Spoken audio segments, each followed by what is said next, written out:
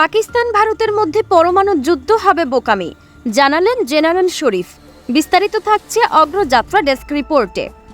পাকিস্তান ও ভারতের মধ্যে পারমাণবিক যুদ্ধ নিছক বোকামি হবে বলে মন্তব্য করেছেন পাকিস্তানের আন্তঃবাহিনী জনসংযোগ পরিদপ্তরের মহাপরিচালক লেফটেন্যান্ট জেনারেল আহমেদ শরীফ চৌধুরী। এ ধরনের পথকে অকল্পনীয় এবং অযৌক্তিক বলে বিবেচনা করা উচিত বলেও জানিয়েছেন তিনি।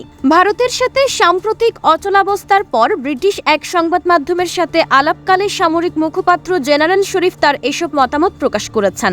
তিনি বলেছেন, পারমাণবিক সংঘাত উভয় দেশের জন্য ধ্বংস ডেকে আনতে পারে। পাকিস্তান শান্তি চায়, কিন্তু যদি যুদ্ধ চাপিয়ে দেয়া হয় তাহলে আমরা প্রস্তুত। দুই দেশের মধ্যে সংঘাতের কথা তুলে ধরে ভারতের অহংকারের তীব্র নিন্দা জানিয়েছেন পাকিস্তান ISPR এর মহাপরিচালক। বলেছেন, একটি বিরোধ বিদ্যমান যা যেকোনো মুহূর্তে জ্বলে উঠতে পারে।